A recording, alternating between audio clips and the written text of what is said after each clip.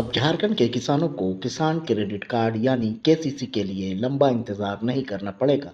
राज्य की कृषि मंत्री शिल्पी नेहा तिर्की ने नाबार्ड के 44वें स्थापना दिवस पर घोषणा की कि नाबार्ड जल्द ही ई केसीसी की शुरुआत करेगा।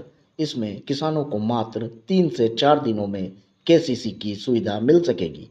मंत्री ने कहा कि अगर सरकार, बैंक और अधिकारी मिलकर टीम भावना से काम करें तो सभी योजनाओं का लाभ समय पर किसानों तक पहुंच सकता है।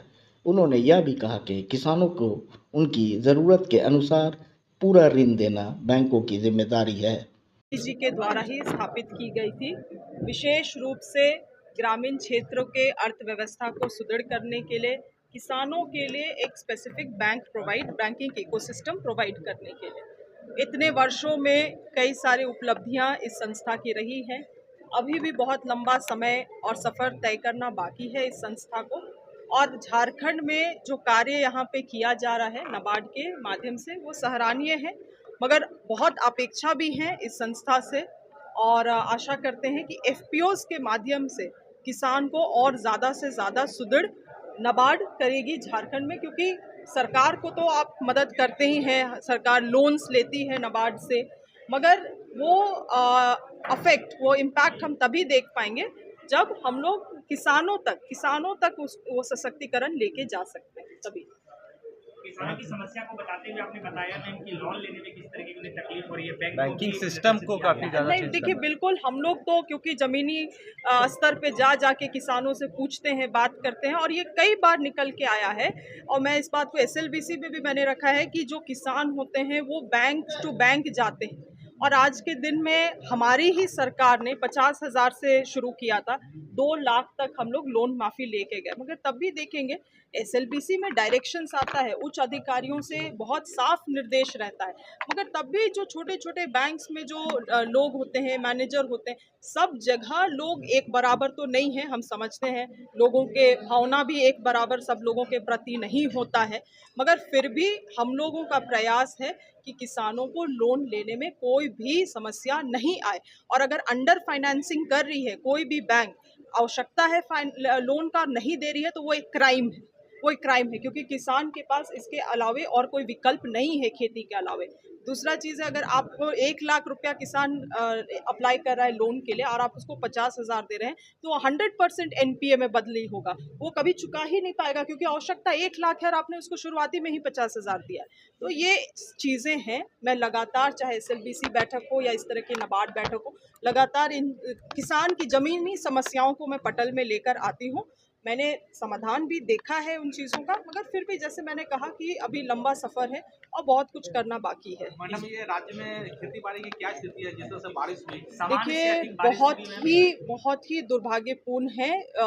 मतलब हम लोगों ने तो जो प्रेडिक्ट किया था शुरुआती में कि सही समय में बारिश होगा, अच्छा बारिश होगा, तो काफ़ी खुश भी थे इस चीज़ से, मगर जो बीच में कुछ दिनों में जो बहुत भारी बारिश हुआ, उससे भी हम लोगों ने कुछ नुकसान देखा है, खास करके मिलेट, ऑयल सीड, दलहन जैसे चीज़ों में, तिलहन जैसे फसल का नुकसान हुआ है। हम लोग एक आकलन करने के लिए भी सभी उपायुक्त को निर्देशित कर रहे हैं कि एक आकलन किया जाए, आवश्यकता पड़ेगी तो मैं एक बैठक बुला के भी इन चीज़ों का विस्तार पूर्वक आकलन करूंगी। मगर पैडी, धान का खेती, अगर हम लोग इस पल में सोचते हैं कि ये संस्था का परिकल्पना कैसे और क्यों हुआ, तो आप लोग जैसे कि इतिहास में जानते हैं 1960 के बाद जो बैंक्स का नेशनलाइजेशन जब किया जा रहा था, उस समय स्वर्गीय इंदिरा गांधी जी का एक विजन था कि क्यों ना एक बैंक का, एक संस्था का गठन किया जाए जो कि केवल और केवल किसानों और ग्रामीण अर्थव्यवस्था को सुदृढ़ करने में काम करे। और वहां से इस संस्था का शुरुआत हुआ।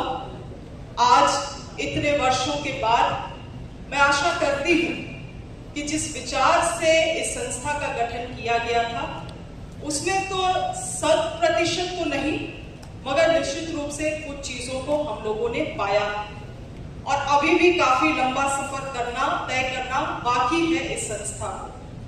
कोई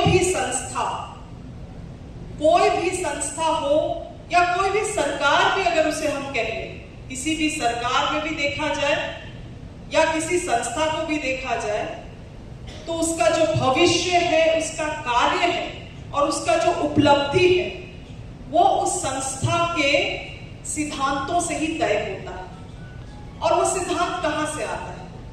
वो सिद्धांत उस संस्था को संचालित कर रहे लोगों से आता है।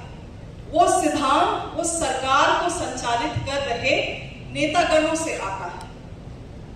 और कभी कभी आप उस संस्था में बहुत सारे विजन्स लेके आते हैं, बहुत सारे विचारों को लेकर आते हैं, मगर फिर आपको ये अनुभव होता है कि ये केवल आपका विजन नहीं हो सकता है।